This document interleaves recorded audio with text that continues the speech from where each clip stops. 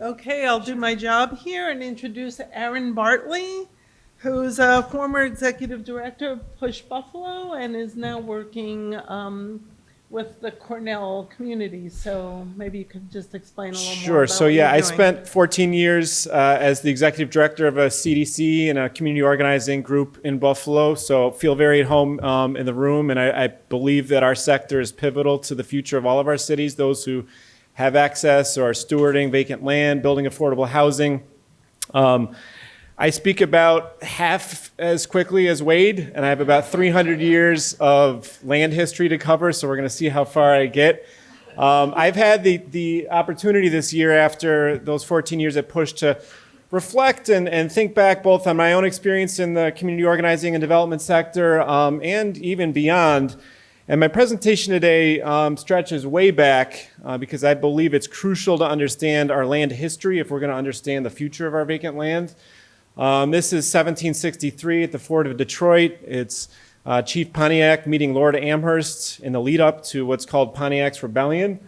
It's a few years after Lord Amherst assumed control from the French over the land that we now know as Detroit, imposing a more draconian, a harsher British-style colonial rule that more kind of represented what we now call settler colonialism. The idea that the British were not moving. They were going to bring folks from the east to populate land that had long been indigenous held, and Pontiac's Rebellion was the most important and widest effort to combat that in the 1760s and really all of the 18th century in the Great Lakes region, seizing 8 forts, eventually repelled, expelled by Lord Amherst. And the reason I put up this slide is that I wanted to surface a value or a lack of value that underlies the early development of land in our region, and that is white supremacy. Lord Amherst was open white supremacist, did not hide. There was no subtlety to the language around his conception of whiteness and how he viewed indigenous people. And that's a harsh reality that we need to deal with going forward. And part of my presentation is going to be how that continued as our cities developed. This is the first map of Buffalo 40 years later, 1802, or 1805 it says, but first drawn up in about 1802, 1803. Drawn up not by the state of New York, but by a corporation, the Howland Land Corporation, which owned all of the land west of the Genesee River. What's crucial to note about this map is that it was also made possible through an expulsion of native peoples. Through Sullivan expedition in the 1770s, in the midst of the Revolutionary War, George Washington sends a full third of the Revolutionary Army to these lands, to the Finger Lakes, to central New York, burns 40 villages, expels thousands of Haudenosaunee people up to Fort Niagara. And that's what allowed for the sale of this land to a Dutch corporation and the imposition of a new ideology, which is private property. This is the first time this land had ever been conceived of as private parcels. And again, it wasn't the notion that the state of New York came up with. It was a profit-making corporation based in Holland that wanted to extract the most possible rents from this land in the sale of the land. So that underlies Buffalo's history. It's my city, born and raised in those same streets. A few decades later, Buffalo starts to boom, right, with the canal, and all of our cities across this region and across New York State boom for many of the same reasons, connecting western markets to eastern markets, transshipment of all goods going both directions, people drawn to our urban lands from all over the world, land values increase. We start to get compartmentalized usage of land, meaning certain parts of the city are industrial, warehousing, other parts are residential. Working class communities tended to be more blended, have to deal with the environmental effects of the new industry and the new mercantile economy. Few decades later, we get industrialization, 1870s, 1880s, 1890s, and our cities really boom, drawing people from the south of the U.S., from all over Europe, peasants, and that's when we get the population figures going from 100, 200,000 people to 300, 400, 500,000 people. And then then our sort of leadership in our cities starts to look at our land, which had developed in a fairly haphazard way. In Buffalo's case, it was just following that Holland Land Company parcelization. And they begin to have some conception of some parts of the city being public land. And this was the park system that was developed in the 1880s by Olmsted in Buffalo. So there is a notion of some public land, public benefit, and then there's the old notion of private property and the other parcels. And there's an attempt to make cities throughout our state be European in their character and attract more and more people in that way. So now we're into the 20th century, and this map to me is a really critical representation of how white supremacy transferred to the modern era. It's the map that the FHA, the first federal mortgage insurance effort in the 1930s, a New Deal program, commissioned maps of this sort for all of our cities. And this map shows who could get mortgages in the first wave of subsidized mortgages and who couldn't. It's a very clear map, and what it shows is that in the red areas where African American people lived, there was no access to mortgage capital. It was explicitly under federal policy impossible to get a mortgage if you were living in those areas. And what's crucial to note about this map is that it wasn't just working class or poor black people. There's a little section up in the northern part of Buffalo, which is still a middle class black neighborhood where people also couldn't get mortgages. So it was a racialized policy of mortgage exclusion. And this is right at the time when, or shortly before, two major forces that underlie this conference, the vacancy crisis that many of our cities faced, started to really originate. One was suburbanization, starting really right after World War II, fed by that same mortgage program that was only open to white people, moving white people out to the suburbs through really heavily subsidized infrastructural programs like this highway, which was built right through the city of Buffalo in the middle-class African-American neighborhood that destroyed a lot of wealth in that neighborhood. So we get out-migration into the suburbs that Wade was speaking of. Again, this isn't an accident. It's partially economic in that land values were lower in the suburbs, and developers love that. They love making money where land is cheap. But there was also public policy that accompanied it that drove it, both infrastructure policy and mortgage policy that really was billions of dollars underlying it. So between that and deindustrialization, the loss of hundreds of thousands of jobs in our communities, we get the vacancy crisis that started to become epidemic in my city in the 1980s, began in the 70s, reached a peak in the 80s and 90s. We had 16,000 vacant properties at the height. Again, very concentrated in working class, poor neighborhoods, communities of color, creating all sorts of hazards, health hazards, loss of equity for many, many working class homeowners in the vicinity of these properties. And we've been trying to grapple with that ever since. I think it's crucial to understand that culture persisted in the most vacant parts of our community. In fact, cultures that have now gone global. This is one of the early DJs in Buffalo, DJ Warlock, and one of the most abandoned neighborhoods in Buffalo. So the point being that it wasn't all gloom and doom. There were people living in communities, fighting for their communities, creating new cultures throughout our neighborhoods. Now, I'm going to fast forward to about 10 years ago. And this is Detroit.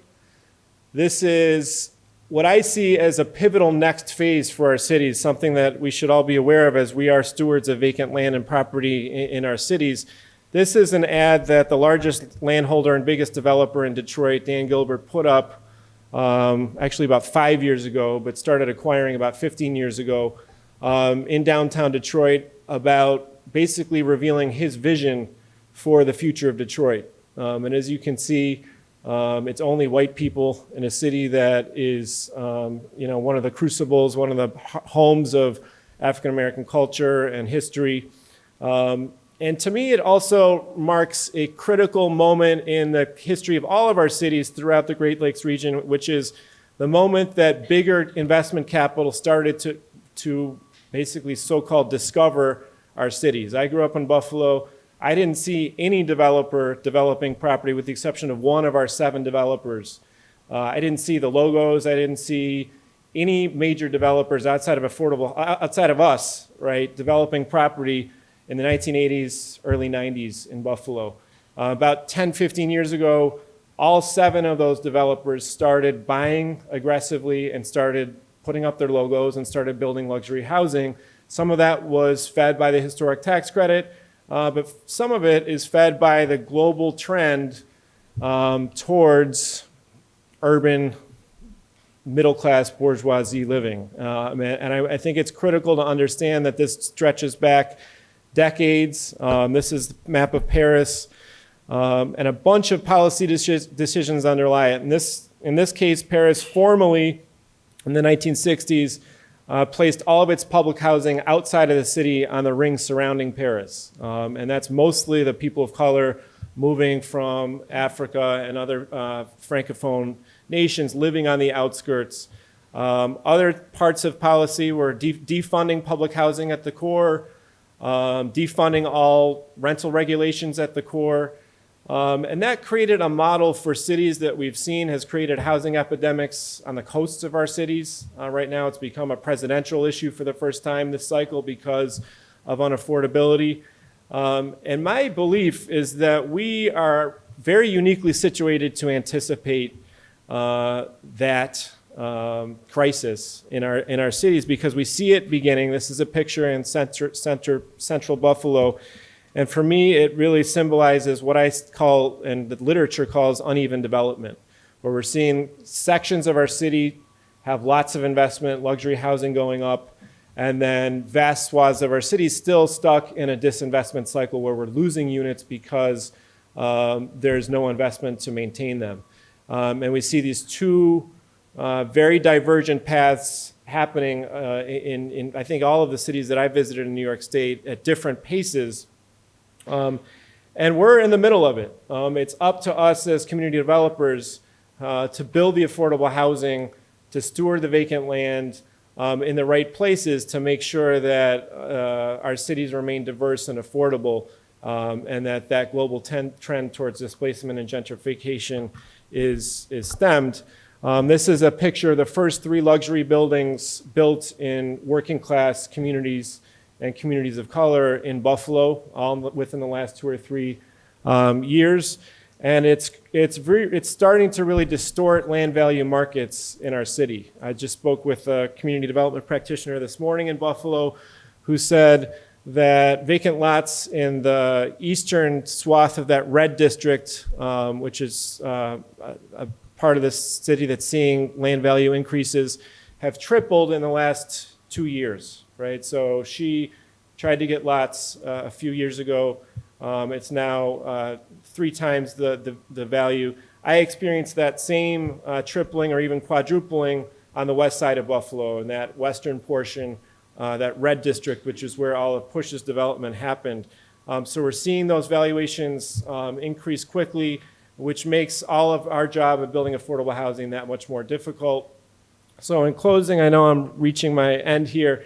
I just want to talk about the upside, which is that there are many models out there, the land trust being a key, crucial one that the Attorney General is funding at a decent level.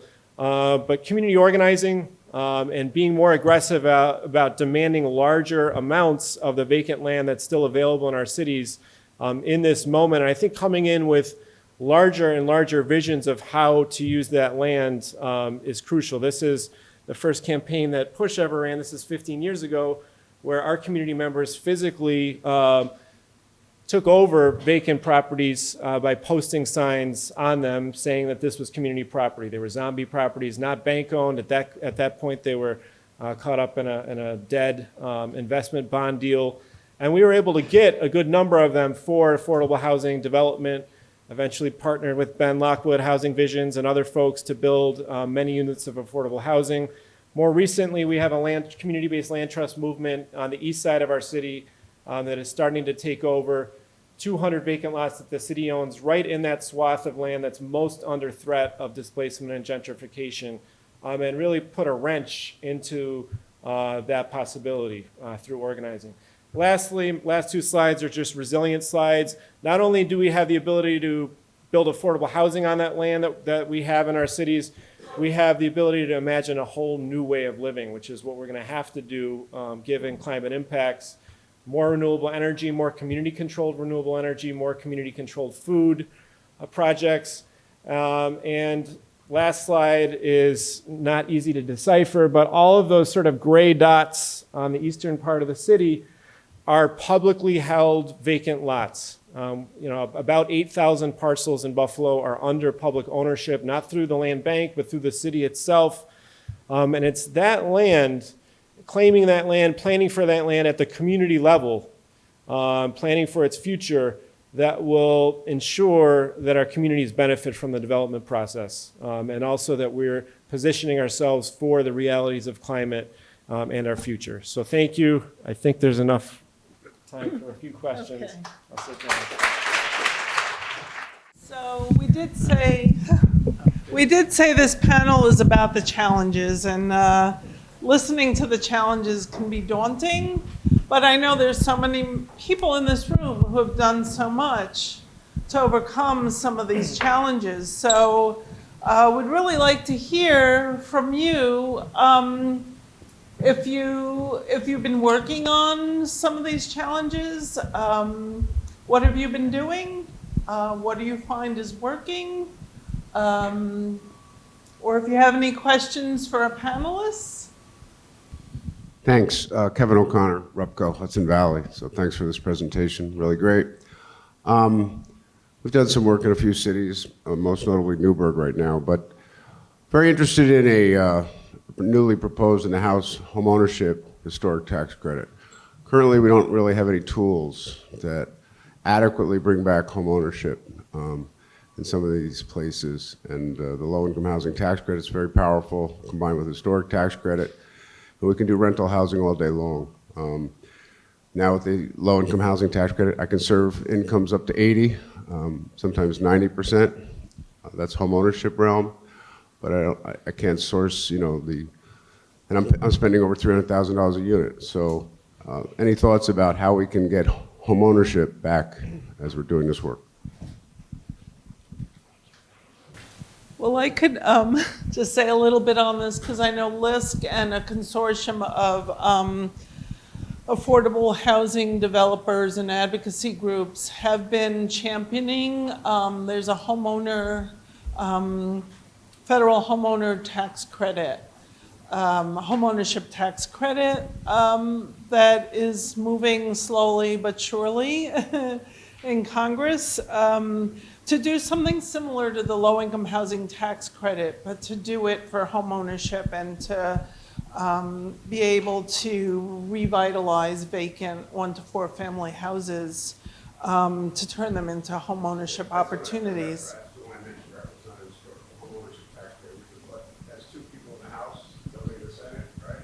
Well, it's early. Hope springs eternal. Yeah, I'll just say, because he said me, the policy, the money's the issue. The money's the issue. That when you say about tax credits, the tax credits are coming from the federal and the state government, and there's got to be interest at that level, and it impacts their budgets, right? So that's a huge challenge, and it's not something that local officials really have a lot of flexibility in. One of the things that we focused on, and I will say that from that, the tax abatements are something that are really a local option. You're talking about abating local real property taxes, particularly if you're taking a property that's maybe currently assessed at $30,000 because it's run down or whatever, making sure the assessment's right, first of all. When you're putting in $300,000 a unit, right, that's a huge, huge cost, and obviously the market value of that is not going to be what you put in, correct? Closing that gap in financing, right? That's in theory what tax increment financing was supposed to do. Tax increment financing for single-family homes, even 2 or 3 family homes, isn't really economically viable. It's not, the transaction costs are too big, floating the bonds or whatever are generally too big unless you're just doing it locally and getting some local investor to take it, which is an option. One of the proposals that we put out that the city of Batavia, I keep saying this, at a presentation I did, as part of what we proposed as the original land bank proposal back in 2008, was to create a an inhibited real property tax abatement, meaning that if there was a gap in financing, that the local government would be able to give a tax abatement or tax exemption equal in to what that gap was, right? Because our tax exemptions now are really imprecise. They're 12 years, 50% on the incremental increase of the property for 12 years, starting phasing out after 8, right? Is that too much? Is that not enough of an exemption? So, we need to look at things like that. Regarding the credits, I would love the credits because local governments are strapped for cash. I mean, our aid from the state has been, actually it was cut last year originally in the governor's budget, and it hasn't increased for cities and villages and towns and counties since 2009. So. I had a question for the gentleman from Push. I was wondering if you had any thoughts on the Opportunity Zone program. Initially, I know I had a lot of optimism, but the more I read about it and the coverage the Times and Washington Post had, the more concerned I grow. So I was curious how you're seeing that in Buffalo. Yeah, I can't claim expertise on it, but I would say that the most unfortunate part of it is the lack of any community benefits or affordable standards built into the program. So in Buffalo, thus far, its usage is really to fuel that uneven development, the luxury side of development. I haven't seen any use of it on the affordable side. So there may be other examples elsewhere, but sorry, and I couldn't see who's speaking to me. Okay, great. Okay, so yeah, that's my comment. Tolga, I'll weigh in real quick because this has been a big issue for us, and what we said along is it's really up to the local communities to focus where the development goes. I mean, the Opportunity Zone credits are a wild, wild west to allow the market to work. So any kind of focus is going to have to come from the local communities. Nate Garland, City of Auburn. With the caveat, recognizing what Wade said, that their litigation is a small piece of the zombie property issue, and the zombie property issue is a small piece of what everyone else here in this room does. I would highly encourage every municipality to litigate these cases. It has a tremendous knock-on effect when you're dealing with a municipality that has, or we work for a municipality, in my case, that has been dealing with this intractable problem of vacancy. The ability to reach out and go after someone that is legally responsible for maintaining vacant housing stock, we found that to be just a tremendous boon for the city financially. We've managed to essentially, with LISC's help, fund a crew that goes through code enforcement that takes care of property maintenance issues and then bills the mortgage server or lender. We've litigated approximately 15 cases, and again, it's a great morale boost. You can actually go out and reach out and put your finger on the person that's responsible for, or the entity that's responsible for, at least a piece of what we're all here to kind of tackle. So if you have any questions, get at me. I'll be here for a couple days. Hi, David Hogenkamp, Capital Regional Land Bank. Great panel. Since I've been in this work, I've always admired what Push Buffalo's been doing. It's really been, I think, just if you don't know about what their organization's done over these years, tying community development plus actually community organizing, it's just terrific. So I want to get back to Helene's initial comment about gentrification, displacement. It's something that I tackle with a lot, how to discuss it, because I know it's such a in the news word people are discussing. And I'm a firm believer that in some of these pockets of poverty, we need to create mixed income. I think that's how we're going to create successful commercial corridors. But displacement is real. You mentioned the 7 developers who are now doing work in Buffalo. And I come from Wade's perspective of, oh, great, new tax revenue, lower taxes so that everyone can continue to be more successful, more money for the school districts. But is what's happened in Buffalo, is it been good for low-income communities? I tend to agree with Helene's comment on gentrification, but I would like, you're on the ground, I'd like to hear what you're thinking. Yeah, I think it depends on what corner you're standing on, where you're renting. There are a lot of micro market realities in gentrification, the neighborhoods that are abutting those quickly growing luxury districts, it's harder to live there. So is it good for people who get displaced out of their homes? Definitely not. The tax revenue side is complex because of 485A and other subsidies, the revenue isn't there once these developments are built. They're less than pilots in terms of what people are paying the big developer. I'm talking about big developments. Their tax forgiveness for 10-year periods. So overall, do cities need more people?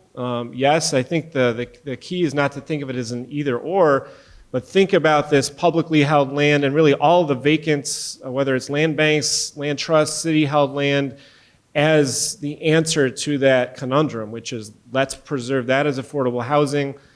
Is the market going to go to work building upscale housing elsewhere? Yes, but we've got to do our job and we've got to fight. It's not in a sort of a passive way. We've got to be organized around our demands for that land, or else we know that folks with political connections and the money to have those connections will lay claim to it. We need to wrap up this session, but we'll be discussing these issues for the rest of the conference. And I want to thank the panelists for